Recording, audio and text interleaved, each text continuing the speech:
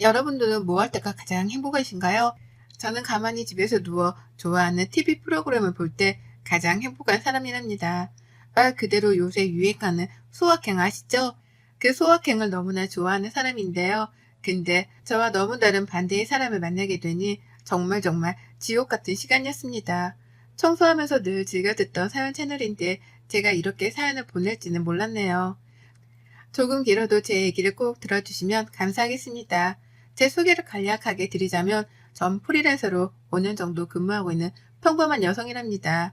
원래는 직장을 다녔었는데 재택근무로 일을 전환하면서 수입은 그 전보다 줄었지만 마음과 몸은 정말 편하거든요. 저희 남편은 평범한 회사원이에요. 저는 결혼한 지 3년 정도밖에 되지 않은 풋풋한 신혼이랍니다. 아직 아이는 없고요.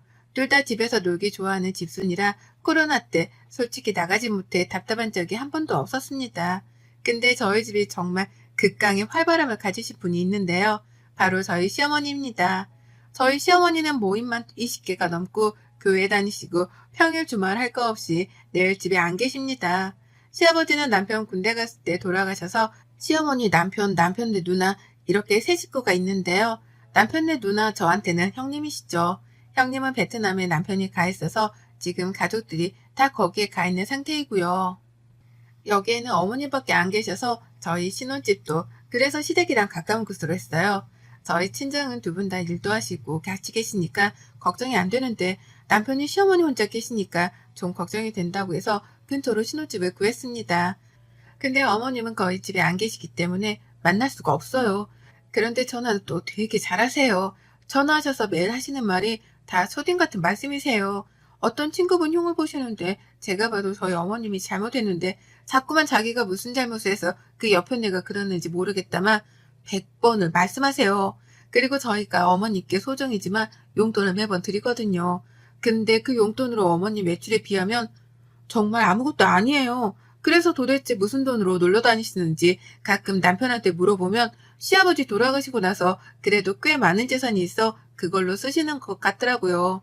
뭐 연금도 나오신다고 하고 그거야 저희가 상관할 바는 아니니 저희는 따로 용돈을 드리고 있어서 그것만 드리거든요. 이렇게만 보았을 때 저희 시어머니 참 많이 신경 안 쓰실 것 같잖아요. 저도 처음에는 그랬습니다. 매일 집에 안 계시고 매일 어디를 다니시니까 집에 오라는 말씀도 안 하고 하시니 뭐 전화 오는 거야 받는 게 어려운 게 아니니까 근데 꼭 일주일에 한두 번은 저희랑 시간을 보내야 한다고 생각하시는 것 같아요. 물론 저도 웬만하면 어머님이랑 시간을 보내려고 하지만 주변에서 그렇게 시댁을 많이 가냐 숨 막히지 않냐 물어보는데 꼭 그렇지는 않거든요. 근데 이번에 정말 사연을 보낼 만한 일이 생겼더라고요. 저한테도요. 저희 시어머님의 성격을 잠깐 말씀드리자면 정말 아이 같으세요. 그냥 아이가 아니라 철없는 아이요. 그 도가 가끔은 너무 지나쳐 누가 엄마고 누가 아들인지도 모르겠고요. 또 누가 며느리고 또 누가 엄마인지도 모를 만큼 철이 없으세요. 어른한테 철이 없다고 하면 안 되겠지만 어머님이 딱 그러세요. 어머님은 정말 한 달에도 돈을 펑펑 쓰고 다니세요. 저 정도면 돈이 거달날 것 같은데 그냥 쓰세요. 근데 그 쓰는 게 정말 쓰잘데기 없는 곳에 써요. 한 가지만 말씀드리면 전에는 갑자기 저희 몰래 집에서 구슬하다가 걸리셨어요. 근데 그 굿을 500만 원이나 주고 하셨대요. 보통 사람이라면 이 말을 믿으시겠어요? 처음에는 50만 원인 줄 알았더니 500만 원이래요. 그래서 제가 왜 굿을 했냐고 여쭤보니 요새 집안 분위기가 우중충하고 자꾸만 자기가 아파서 모임에서 점을 보러 가니 그 무당이 굿을 하면 좋아질 거라고 한 두세 번 정도 하면 싹 사라질 거라고 했다는데 제가 봐도 딱 느낌이 오는 겁니다. 두세 번 하면 1,000만 원이 넘는데 몸이 안 좋으면 병원에 가시면 되지 왜 굿을 하는지 말이 안 되잖아요. 그 돈도 모아두었던 돈이 아니라 그냥 어디 통장에서 뺀 것 같더라고요. 어디인지도 모르겠대요. 그냥 뺐대요. 이 정도로 어머님은 사회생활을 잘 안 해보기도 하고 매일 놀기만 하니 사실 뭘 알까 싶으셨거든요. 근데 이것보다 저희 집에는 더 심한 일이 생겼답니다. 저는 거의 면허를 따고 10년 정도가 돼서 운전도 잘 못하고 차도 또 없었거든요. 남편이 차가 있어 굳이 제 차가 있을 필요가 없다고 생각하기도 하고 전 정말 집순이어서 굳이 혼자 나갈 일이 많이 없다고 생각해서 운전을 안 했거든요. 근데 재택근무하면서 업체들 갈 일이 생기면서 연수를 좀 배워야 할까 생각이 들더라고요. 대중교통 이용하기도 너무 거리가 멀고 해서 남편이랑 상의 후에 연수를 배우고 그냥 서브카로 적당한 차를 구매하기로 했습니다. 다들 근데 아시잖아요. 요새 신차 기다리는 게 거의 하늘의 별 따기인 것을요. 그래서 중고차도 알아보는데 마땅치가 않았습니다. 그러던 와중에 갑자기 시모가 저에게 대뜸 너 차 필요하냐? 물어보길래 필요해서 출퇴근용으로 좀 저렴한 거 보고 있다 라고 말씀드리니 자기 모임에 있는 아줌마가 차를 내놓는다고 하는데 거의 새 거인데 자기한테 저렴하게 주기로 했다고 네가 사면 어떻겠냐고 하는데 이게 웬일인가 싶어서 그 차 사진도 보고 실물로도 가지고 오셨더라고요.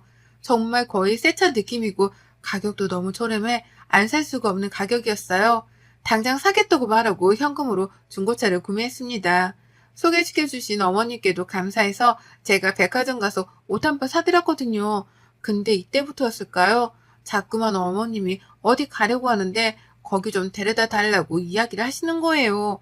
처음에는 당연히 모셔다 드렸습니다. 어머님도 면허는 있으신데 장롱 면허라 자기도 막 운전을 배우고 싶다고 하는데 저도 연수받고 차 한 대 뽑으라고 말씀드렸는데 자기는 굳이 필요 없다며 계속 그러시더라고요. 그래서 정말 10번 중에 9번은 계속 모셔다 드렸어요. 근데 그 거리가 집에서도 거의 1시간에서 1시간 반 정도는 가야 하는 거리에 위치해 있는 곳이 많았습니다. 요즘 기름값도 많이 오르고 저는 왔다 갔다 하면 진짜 진이 빠지기도 하고 차를 일 때문에 구매했는데 어머님 데리고 다니는 일들이 더 많아 한 번은 제가 볼멘 소리로 어머님께 너무 피곤하다라고 했죠. 그랬더니 갑자기 버럭 화를 내더니 네가 누구 때문에 이 차를 샀는데 너 벌써 잊었냐?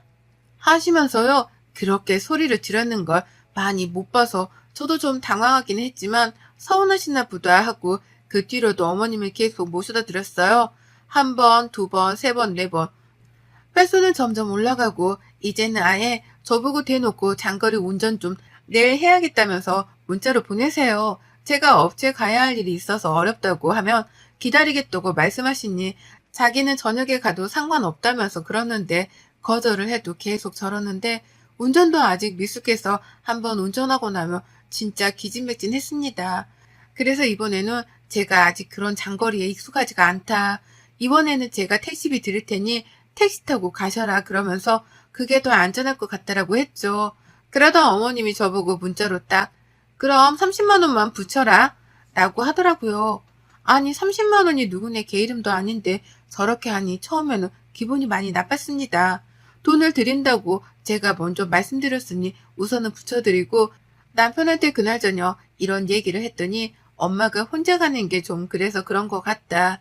시간 지나면 잠잠해질 테니 저보고 조금만 참아달라고 하는데 남편도 자기 엄마라면 정말 지극하게 챙기는 효조라 무슨 말을 하겠나 싶어서 말았죠. 그 뒤로도 어머님의 운전 부탁은 도를 지나칠 정도였습니다. 정말 한 번은 주말에 남편은 회사 가고 저는 오랜만에 늦잠을 자고 있는데 아침부터 거의 100번은 전화하셔서 오늘 어디 가야 하는데 왜 늦잠을 자냐? 너는 게을러서 어떡하냐는 잔소리를 시전하셨습니다. 저도 그런 말씀 없었는데 갑자기 왜 그러시냐 하니 저보고 빨리 오라고 지금 자기 빨리 데리러 오라고 하는 거예요. 저 일어난 지 10분도 안 됐는데 저러니 우선 모자만 푹 눌러쓰고 나갔어요. 근데 제가 저렇게 해드리면 고맙다 말 정도는 하실 수 있는데 가는 내내 계속 불평불만만 시전하시길래 귀 닫고 운전만 하고 갔습니다. 정말 차를 다시 팔아버려야 할 정도로 큰 고민하게 되었는데요. 도를 지나치는 어머님의 부탁에 아무래도 안 되겠다 싶어 어머님한테 백화점으로 쇼핑 가자고 말씀드리고 우선 기분을 좋게 만들어드린 후에 어머님께 넌지시 말씀을 드렸습니다. 어머님 모셔다 드리는 게 정말 싫어서가 아닌데 제가 앞으로 업체 다닐 일도 좀 많아지고 제가 운전이 아직 미숙해서 너무 장거리는 힘드네요. 그때는 어머님이 택시 타고 다니셔야 할 것 같아요. 뭐? 내가 너를 얼마나 불렀다고 그러냐? 아, 부르신 건 아니지만 그래도 많이 제가 어머님을 모셔다 드리니 운전을 한 번 하고 오면 쓰러져서 아무 일도 못하고 자는 시간이 많아서요. 어머님이 이해 좀 해주세요. 라고 했더니 뭐 말로는 알겠다고 하더라고요. 그 뒤로는 좀 잠잠해진 것 같아서 저도 마음이 많이 놓였죠. 그리고 오랜만에 남편이 주말에 쉬어서 둘이 근처에 있는 호캉스에 가자 싶어 정말 오랜만에 둘이 여행을 갔습니다.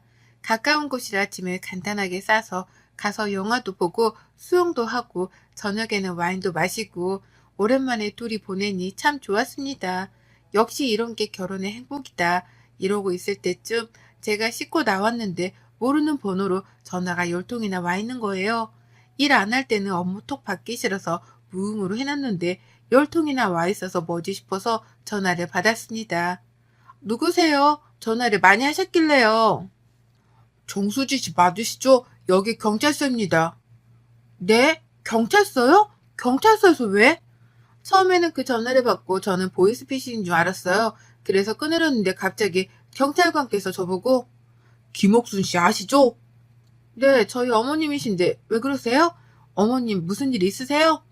지금 김옥순 씨가 도로 위에서 교통사고를 해서 합의를 해야 할 것 같습니다.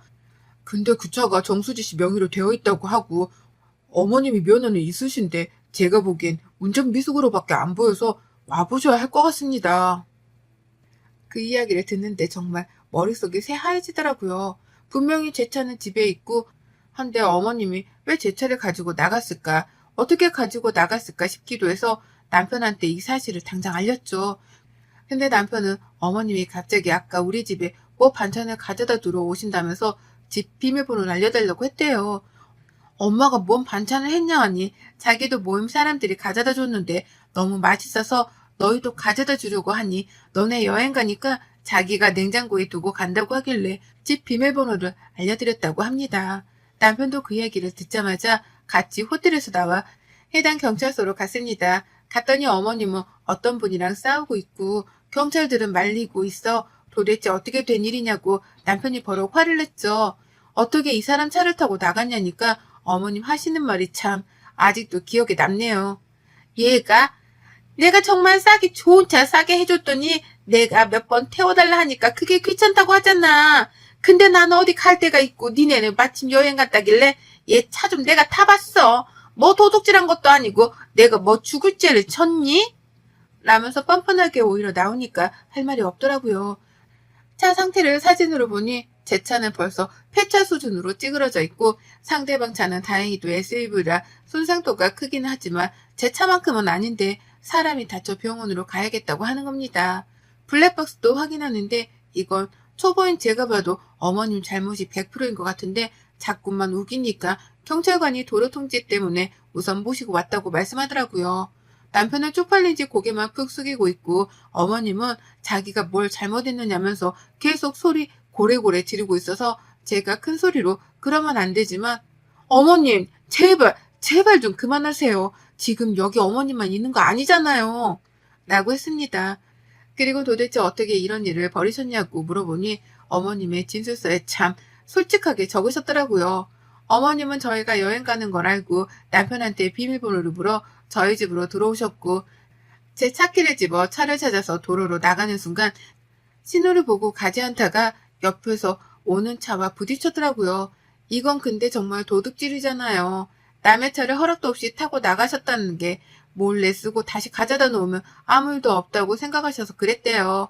근데 제 차에 블랙박스도 있고 조금 생각하면 다 알 수도 있는데 모를 거라고 생각해 저런 행동을 했다니 이해가 가지 않고 또 너무나 어이가 없었지만 우선은 거기서 합의하는 게 가장 중요하다고 생각해서 먼저 보험사랑 이야기를 하고 다시 만나기로 한 후 경찰서에서 어머님을 모시고 나왔습니다.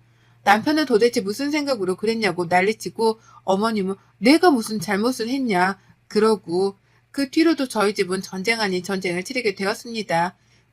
우선 어머님이 사고 내 피해 입은 분이 합의금 1,000만 원을 요구했고 어머님은 운전미숙의 면허증은 있지만 거의 장롱면에 과실이 90% 나올 것 같아서 보험사에서도 그냥 합의하는 게 좋다고 했지만 어머님은 그런 돈도 없고 자기가 잘못한 게 없다고 계속 난리를 치셔가지고 지옥 같은 일주일이 흘러갔습니다.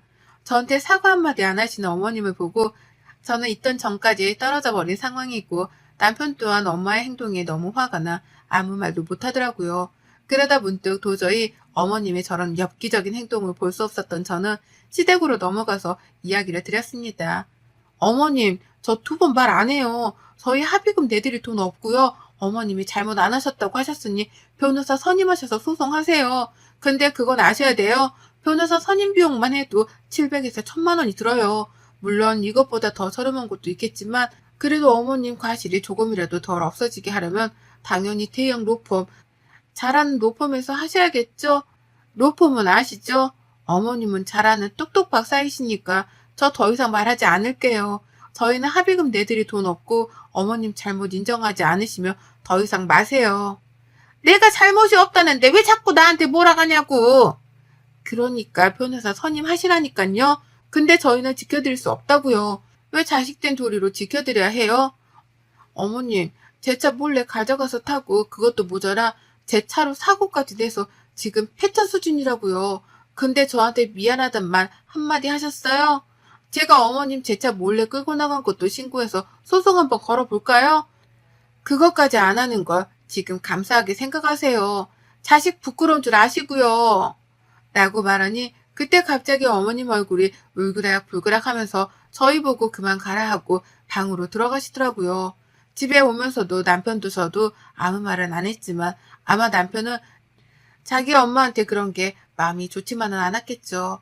근데 그럴 수밖에 없던 걸 이해해 주리라 믿고 그 뒤로도 어머님 전화 모조리 차단했어요. 남편한테도 지금 어머님 더 이상 그렇게 막무가내 하는 거 고치고 싶으면 그만하라고요. 계속 편들어주면 어머님은 그게 맞다고 생각해.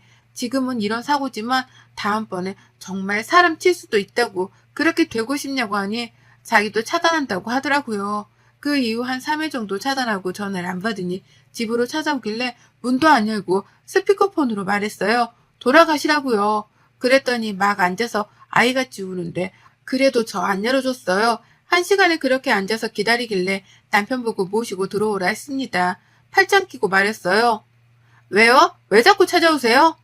어떻게 너는 애가 그럴 수가 있니? CM이 한 명 있는 거 그렇게 사지로 몰아놓고 싶냐? 어머님, 이런 말씀 하실 거면 가세요. 아니, 그게 아니라 내가 미안하다. 내가 미안해. 내 잘못이야. 내가 이렇게 빌게. 이번 한 번만 도와다오. 아니요. 어머님 잘못 인정하시려면 경찰서 가서 하세요. 저희는 그런 돈 내드릴 수도 없고 어머님 이렇게 막무가내로 사는 거 더 이상 받아들이기도 힘들어요. 미안하다. 미안해. 제발 이번 한 번만 너희가 좀 도와주면 안 되겠니? 아니요. 그럴 수 없어요. 그만 가세요. 하고 어머님을 그렇게 내쫓았습니다. 그 뒤로 외국에 있는 형님과 통화를 했고 형님이 너희가 돈 낼 필요 없다고 합의금이랑 제 차 망가진 것까지 해서 돈 붙이겠다고 했습니다. 저는 한사코 되었다고 했지만 차 망가진 거는 받고 합의금은 반반 내자고 말씀드렸어요. 그리고 그 일이 마무리되고 나서 어머님께 다시 한번 찾아갔습니다. 각서를 받아내기 위함이었죠. 어머님이 지금 가지고 있으신 돈, 통장 등 다 저희가 관리하기로 했고요. 저희한테 앞으로 용돈 타서 쓰고 모임은 제가 반으로 줄이라고 말씀드렸어요. 그리고 제발 쓸데없는 데 다니지 말고 차라리 그 시간에 공부를 하라고 요양보호사 자격증 준비하시라고 했습니다. 어머님은 얼굴이 이내 못마땅했지만 어쩔 수 없음에 각서에 사인을 하고 혹시나 이행하지 않을 때 어떻게 할지 등도 다 함께 써서 변호사 사무실에 가서 공증까지 받았습니다. 남편은 뭘 그렇게까지 하냐고 했지만 어머님은 이렇게 하지 않으면 또다시 이럴 사람이라 지금 확실히 뿌리를 잡아야 한다고 했죠. 그 뒤로 어머님은 제가 늘 한 달마다 용돈을 드리고 어머님은 나가는 고정 비용 등을 어머님 통장에서 딱 그것만 빠져나갈 수 있도록 제가 넣어둔답니다. 모임은 반에서 반으로 줄이고 요양보호사를 지금 준비 중이세요. 그리고 따면 바로 일하기로 저랑 약속하셨습니다. 어머님은 집에서 사고 치는 것보다 일하시면서 있으신 게 더 나을 것 같다는 판단이 들어서였습니다. 또 예전과 다른 점을 말씀드리면 예전에는 막무가내셨다면 지금은 그냥 아무 말 없는 시어머니가 됐다고 해야 할까요? 물론 제가 너무한다고도 어머니 입장에서는 생각할 수 있겠지만 저는 이게 최선이라고 생각했습니다. 어머님은 이렇게 잡아줘야 나중에 더 큰 사고를 치지 않으실 테니까요. 이렇게 긴 걸 읽어주신 구독자분들께 감사드립니다. 저희 시어머니 철없는 막내딸이라고 생각하고 잘 케어해볼랍니다. 여러분의 생각은 댓글로 남겨주세요. 오늘도 시청해주셔서 정말 감사합니다.